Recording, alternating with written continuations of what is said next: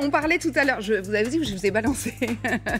On parlait tout à l'heure du front dans le Donbass. On va parler du front sud à présent parce que les Russes, là aussi, sont effectivement extrêmement actifs. C'est très difficile. Vous y êtes, Charline Hurel. Vous êtes en l'occurrence là dans la région d'Odessa. Il y a toujours des bombardements? Alors la région d'Odessa, un petit peu moins aujourd'hui. Hier, il y a eu 2 missiles qui ont été interceptés par la défense antiaérienne. En revanche, à 200 km de là, il y a la ville de... Eh bien voilà, je vous dis ça et en fait, il semblerait qu'il y ait en tout cas une explosion. On verra de quoi il s'agit tout à l'heure. Mais à Mykolaiv, en tout cas à 200 km de là où il y a beaucoup plus de bombardements, on voit bien que c'est notamment sur cette ville que les forces russes veulent mettre la pression et c'est tout simplement aussi parce que la ligne de front, en fait, elle est à une vingtaine de kilomètres de Mykolaiv. Donc on comprend bien que finalement Odessa est évidemment un enjeu ici pour plusieurs raisons, mais que Mykolaiv est finalement le dernier verrou parce que lorsque vous regardez la carte, la ligne de front, il y a Mariupol, toute la ligne sud si vous voulez, il y a Mykolaiv et puis il y a Odessa. Donc Mykolaiv, c'est la dernière ville, la seule ville qu'ils n'ont pas encore prise avant d'accéder à Odessa. Donc c'est pour ça qu'on a ressenti notamment avec Axel Charles Messens une pression supplémentaire, on va dire en tout cas une intensification des frappes lorsque nous étions à Mykolaiv. Regardez votre reportage, Charline, avec Axel. Voyez quand même pendant ce temps-là s'il ne faudrait pas vous mettre à l'abri. Si ça va, je vous récupère juste après votre reportage. Sinon, c'est pas grave. L'essentiel, c'est évidemment que vous soyez en sécurité. Vous avez effectivement tourné ce reportage à côté de Mykolaiv. On essaye de maintenir, de ce que vous nous racontez dans ce reportage, un semblant de vie quotidienne, malgré la peur et les menaces. Regardez. 20 km seulement après être partis de Mykolaiv, nous arrivons dans un des derniers villages avant la ligne de front. La mère Natalia nous accueille. Son sourire ne la quitte jamais malgré la peur, l'artillerie et les scènes terrifiantes. Mais elle a choisi de rester. Partir aurait été pour elle synonyme de fuite. Tout le monde ne peut pas quitter le village. Alors oui, moi j'ai cette possibilité. Je peux partir. J'ai des amis ailleurs, mais je ne veux pas laisser les habitants. C'est ma terre, ce village. Le village s'est vidé des 3/4 de ses habitants. Ceux que nous croisons sont essentiellement des personnes âgées. Au milieu des maisons abandonnées, Natalia nous emmène voir Svetlana. Dans sa main, les restes d'obus tombés dans sa cour. Ça a failli me tuer. Rongée par la peur, c'est dans cette cave qu'elle vit désormais. Regardez, vous voyez ? Il y a plein de cagettes de pommes de terre. C'est ici qu'on les stocke pour l'hiver. Et là, c'est notre abri. On dort là pour se protéger. Il n'y a même pas de lumière. Svetlana allume une bougie pour descendre. Nous, la lumière de la caméra pour filmer cette petite pièce dans laquelle elle passe ses nuits, parfois même ses journées. C'est ici qu'on dort. 2 semaines qu'on n'a pas de lumière. Le réseau électrique a été touché. Svetlana ne veut pas partir pour ne pas laisser ses animaux. Comme beaucoup ici, elle ne veut surtout pas être déracinée de cette terre sur laquelle elle a construit son identité. Charline, c'est très impressionnant, ces gens que vous croisez, en fait, ils partiraient pour rien au monde. Exactement, c'est ce qu'on a ressenti. Alors il faut quand même relativiser parce que lorsqu'on arrive dans ce village, la première chose qui nous frappe, c'est qu'il n'y a déjà plus grand monde. La maire de ce village nous disait qu'il y avait 4000 personnes avant la guerre et qu'il n'en restait plus que 270, voire 300. Donc vous voyez, c'est quand même très peu, plus de la moitié, voire les 3/4 ont fui finalement. Ce qui reste, c'est assez impressionnant. Déjà, ce sont des personnes âgées, c'est ce que je vous racontais. Ce sont des personnes qui ne peuvent pas forcément partir et comme disait la maire, des personnes qui n'ont pas non plus un emplacement, en tout cas un endroit où aller. Et puis il y a ces personnes qui, elles, choisissent de rester coûte que coûte. La maire vous le dit, je veux être là pour les habitants, je veux continuer à gérer ce village-là. Et puis à l'image de Svetlana, alors elle, ce sont ses animaux, elle veut continuer à les nourrir, il n'est pas question de les abandonner, elle ne peut pas les prendre avec elle. Et puis derrière tout cela, en fait, on ressent à chaque fois un esprit de résistance parce qu'ils nous disent, ce sont mes terres, il n'y a aucune raison que je cède à la peur d'une avancée potentielle des forces russes. Et puis surtout, eh bien, pourquoi devrais-je partir? Pourquoi devrais-je être chassée de chez moi? Donc vous le voyez, c'est tout cela à prendre en considération. En revanche, et vous l'avez bien compris à travers les images, le quotidien est extrêmement difficile dans ces villages. Des personnes qui vivent dans des caves pendant plusieurs jours. Svetlana nous disait qu'elle y avait passé un mois à un moment donné lorsque 2 soldats s'étaient fait tuer devant elle. Donc voilà, c'est un peu ce quotidien-là. Mais ces personnes, ce qui nous frappe aussi, qui gardent le sourire malgré tout. Donc voilà, c'est peut-être important aussi aussi de le souligner. Et oui, et on le voit bien sur les images d'Axel Charles Messens pendant que vous parlez. Merci à vous deux, merci Charline. C'est vrai que c'est étonnant et très impressionnant. On a beaucoup parlé de cette capacité de résilience des Ukrainiens, etc. Moi, je voudrais savoir pourquoi est-ce qu'à ce point-là, général, le Sud est visé. On en a parlé de Kiev tout à l'heure. Il y a Kharkiv aussi, on aurait pu aller du côté de Kharkiv où les Russes recommencent à pilonner. Le Donbass, évidemment. Et puis là, autour de Mykolaïev, ça veut dire qu'ils n'ont pas renoncé à prendre Odessa ? Moi, je ne crois pas qu'Odessa soit une cible en tant que telle, parce que, vu tous les échecs de l'armée russe pour prendre les villes jusqu'à présent, on ne peut pas s'imaginer qu'elle ait les moyens de prendre une ville aussi importante. Et c'est un peu ce qu'on discutait ensemble il y a quelques instants. Il n'y a pas besoin de prendre la ville pour avoir une capacité de nuisance contre l'Ukraine. Il suffit d'en bloquer la sortie. Le port d'Odessa pour que tout le commerce international du blé, on en parlait tout à l'heure, ne se fasse pas. Et ça suffit largement, finalement. La ville, la prendre n'a aucun intérêt. En fait, empêcher la vie économique, oui. Et je pense que les Russes ont largement les moyens de simplement faire cela et donc d'obtenir et faire pression sur l'Ukraine par ce biais-là. Pourquoi maintenir la pression sur Mykolaïev alors ? Parce qu'ils ne peuvent pas se retirer après avoir quand même durant des semaines considéré que c'était un de leurs objectifs majeurs ça fixe dans la région. Ça fixe aussi et puis ça fixe, c'est ce qu'on dit à chaque fois, c'est que ça fixe aussi, plus les Russes peuvent se déployer, plus ils fixent les Ukrainiens. Il y a eu un moment, on expliquait, Mariupol, c'était l'inverse, c'était les Ukrainiens qui ne se rendaient pas pour justement obliger les Russes à rester dans cette région.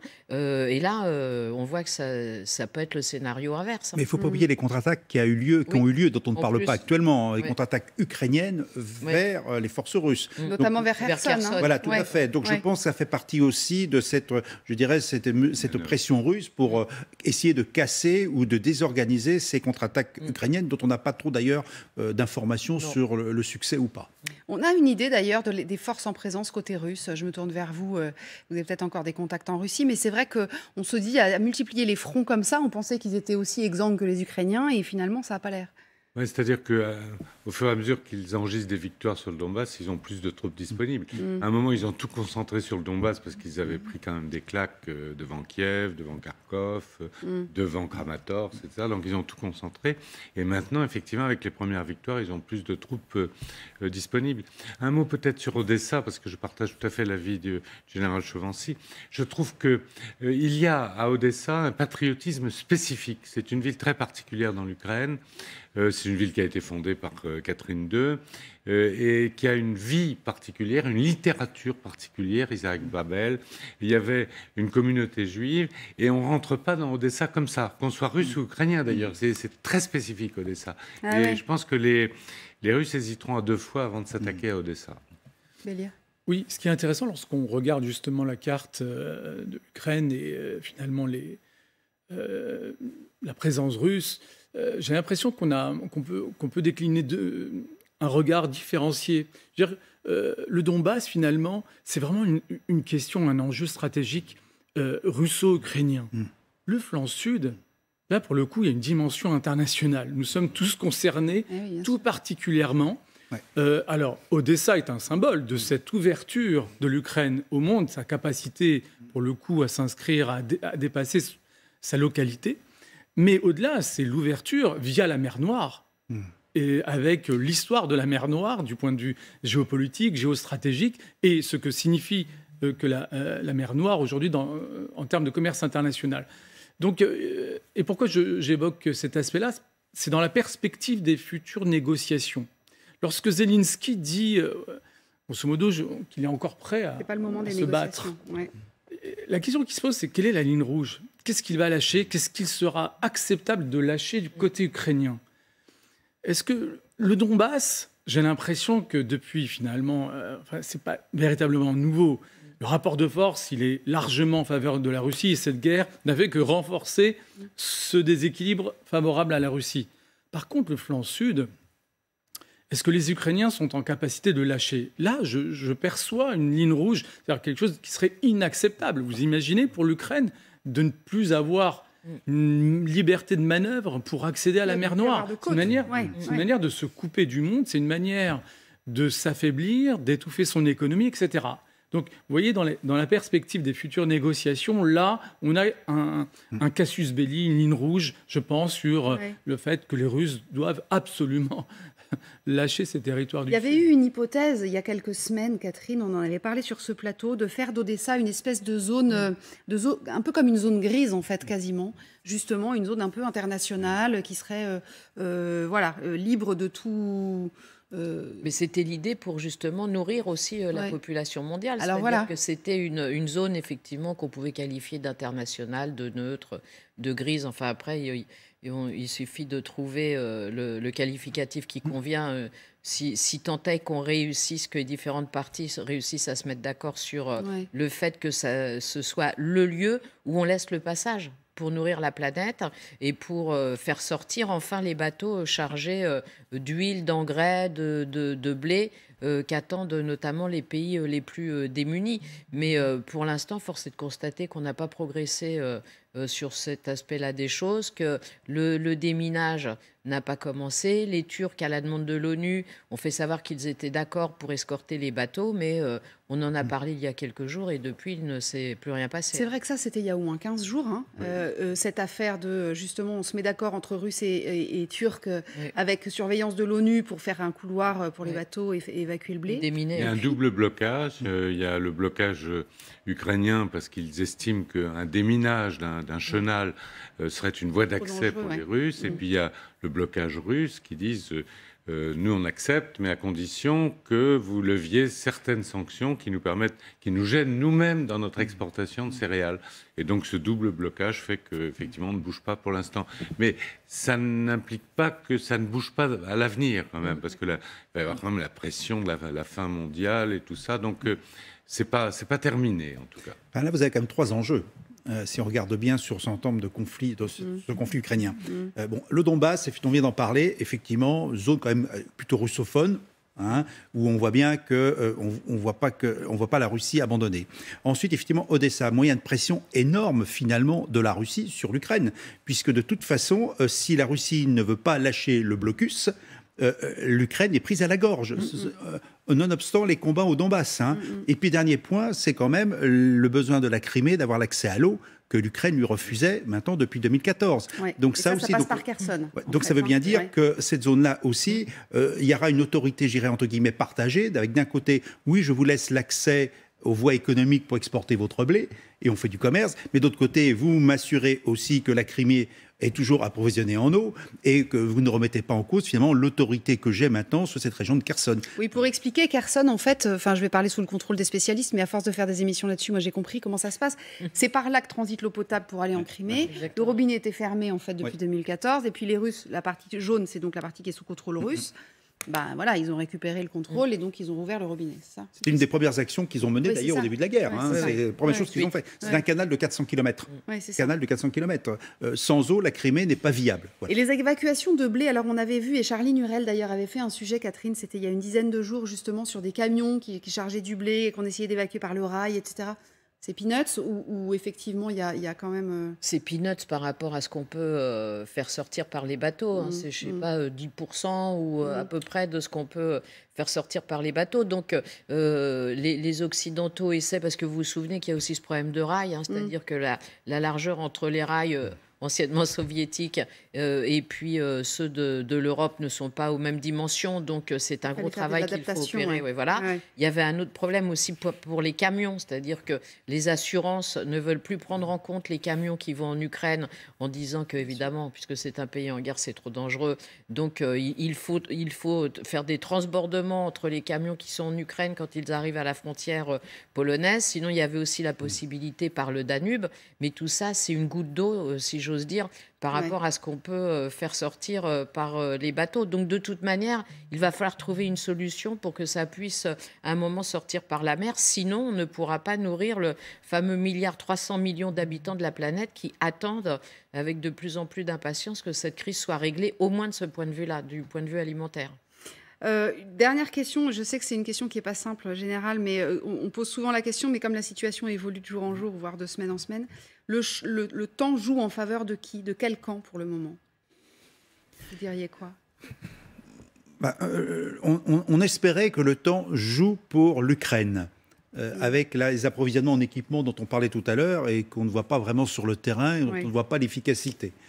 Donc moi, je dirais qu'actuellement, j'aurais plutôt tendance à croire que le temps joue pour les Russes dans la mesure où ils progressent. C'est-à-dire que jusqu'à présent, on disait que ce n'était pas possible, mais ils ont des gains sur le terrain. Donc je dirais qu'on revient à la date de tout à l'heure, qui est effectivement une date intéressante, la date de novembre, de l'hiver, en disant oui, là, il y a une deadline, il faudra que tout se soit un peu clarifié sur le terrain. Moi, je pense que la durée aujourd'hui ne joue plus pour l'Ukraine, alors que le jouait jusqu'à présent. Par d'abord, ce que j'ai dit tout à l'heure, c'est qu'on a des opinions publiques occidentales qui sont inquiètes sur cette guerre. Et quand on entend tout ce qu'on a dit depuis tout à l'heure, on a quand même le sentiment qu'il y a un engrenage qui se met en place. On a parlé de Kaliningrad il y a quelques instants. Il y a un engrenage qui va inquiéter les opinions publiques parce que quand même, quand on regarde ce qui se passe, on a l'impression que petit à petit, on a une guerre qui s'annonce de plus en plus importante, avec plus en plus d'intervenants. On parle régulièrement quand même, y compris pour les Russes, de la dissuasion nucléaire, de l'arme nucléaire. Ça a encore été redit il y a quelques jours. On peut très bien ne pas y attacher d'importance. On a l'implication de la Biélorussie. On a quand même des positions des États baltes, là, qu'on va évoquer, qui sont quand même inquiétants, puisque ça peut remettre en cause finalement la sécurité de l'Europe, puisque ce sont des États de l'OTAN. C'est ce qui veut dire qu'il y a quand même une forme d'agression sous forme d'embargo potentiel. Et comment va réagir la Russie face à ça? Donc on a un engrenage. Voilà. Je voudrais vous donner une information. On attendait de voir où ça se situait exactement. Il y a un missile qui a frappé un centre commercial. Alors l'AFP nous dit centre commercial très fréquenté. Il y a des morts et des blessés. C'est au nord de Dnipro. Voilà la précision qu'on a eue tout à l'heure. Ce sont les autorités locales qui donnent ces informations. Dnipro, c'est une ville qui est sous contrôle russe. On est d'accord. Voilà. Et qui a été parfois bombardée par les Ukrainiens. Ils ont pris le contrôle. Ils n'ont pas pris le contrôle. Non, ils n'ont pas pris le contrôle de Dnipro. C'est une ville d'1 500 000 habitants. Ah, genre, je dis n'importe quoi. Je me suis trompée de ville, pardonnez-moi. Par contre, il y a des industries d'armement importantes du côté ukrainien à Dnipro. Ah oui, voilà. Il y a des industries. Voilà, c'était pour ça. Bon, un centre commercial. Manifestement, il y avait beaucoup de monde. Il y a des morts, des blessés. On suit évidemment les informations qui nous parviennent. Et comme on ne veut vous donner que des informations vérifiées, la ville s'appelle Kremenchuk. Très exactement. Voilà. On va y revenir dans une seconde, évidemment. On vérifie tout cela. On vous montrera ce que l'on sait dans quelques instants. À tout de suite.